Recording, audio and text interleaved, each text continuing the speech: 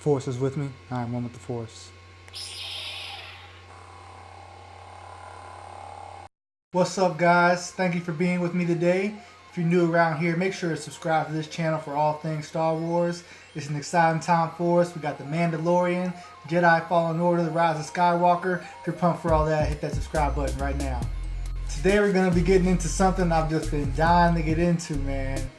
The Mandalorian, and why I think it's so critical for Star Wars moving forward.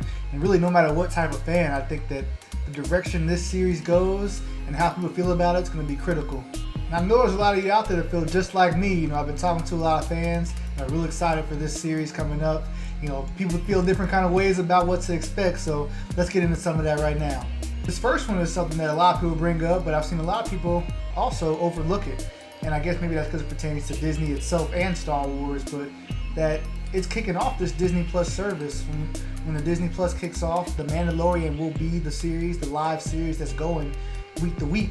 And that's critical, you know, especially for this being a new service. A lot of people are hesitant about putting another 10, or I think it's $7.99, but if you want the bundle, it's like $12.99.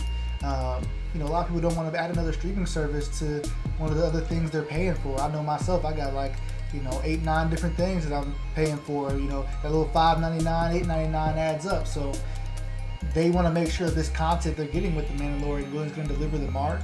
And that's important.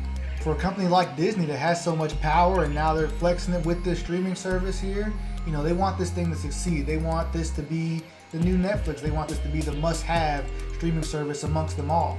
You know, and a big way to make that happen is with a franchise like Star Wars. If you can hit the mark on a series just like this, I mean, the possibilities are endless. This next thing is really just, you know, for the Star Wars nuts out there, man. It's a desired time period, you know, time period that's really only been discovered in some of the novelizations or, you know, the books, the aftermath, the bloodlines, you know, that after Return of the Jedi up to The Force Awakens.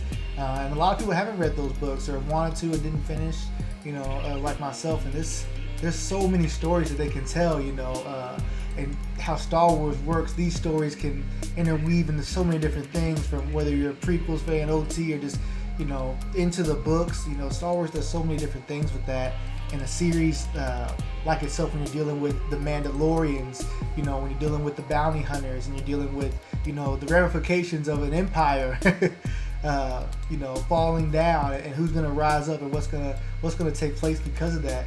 You know, this show is not going to be dealing with, you know, the Force as much from what we know now. Not saying it won't have any of that, but I'm really happy for people to get to see that Star Wars does not need the Force for its stories. I think we see that in Rogue One and Solo.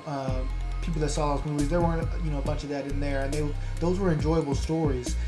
For someone like myself, that I'm excited for Star Wars to start having a series that's taken that turn in terms of just the tone of it, you know, more towards the Rogue One kind of tone. That's what the Mandalorian seems to be doing, if not even more so.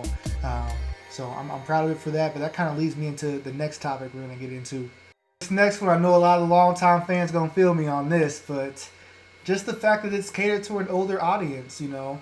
I think all the Star Wars movies have been PG-13, but they still wanted, you know, had a kids element that they wanted to cater to, and there's never anything been wrong with that. Star Wars has always been a mature series and not too kid. There's so much in the Star Wars and it's deep, but we're actually getting a series. You know, the series we've been given in the past are Clone Wars, Rebels, and Resistance, and each one that comes out, it seems to be going more and more younger in terms of who it's catered to. But now with this new streaming service, they're giving us a mature piece of content where it seems to, you know, going to dive into the politics and how that really deals with the people, you know, in the Star Wars universe. And as I mentioned earlier, you know, Rogue One and Solo really get into that well, but now we're going to see that on an episode by episode basis, man, and seeing all the rebels and the Empire, these people that in the gray area that we see so much with Star Wars. I mean, these people are trying to do what's best for them. You know, it's just like out here in real life, you know, you're going to do what's best for you and your family. And we see, you know, whatever people are affiliated with, they might get caught up in something that, you know, takes them on a different way. And these bounty hunters, I mean, the stories are really endless of what we can get here.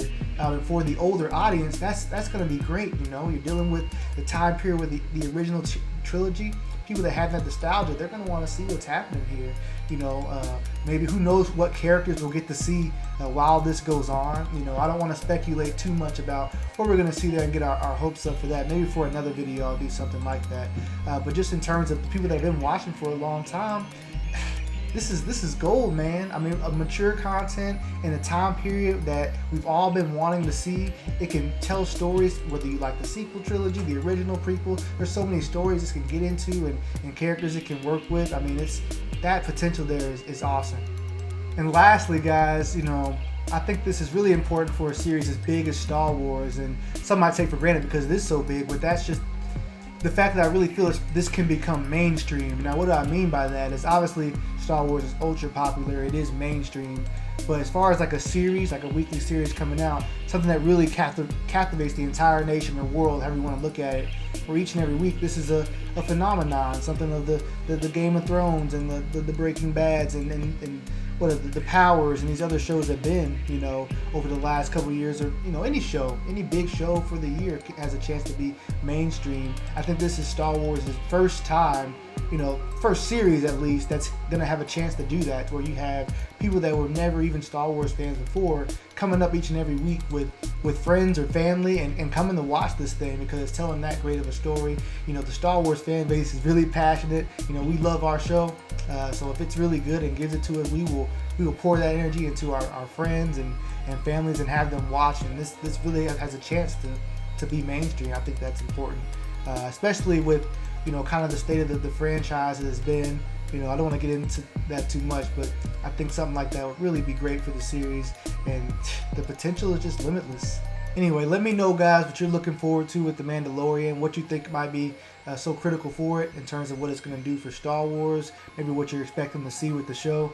I know I'm super excited for it, man. We're only about a month away. It's crazy. It's kind of crept up on us, but it's almost time. Again, don't forget to like this video, share with the other Star Wars fans, and make sure you subscribe as we get closer to the show Mandalorian, The Rise of Skywalker, and Jedi Fallen Order. All right, you guys.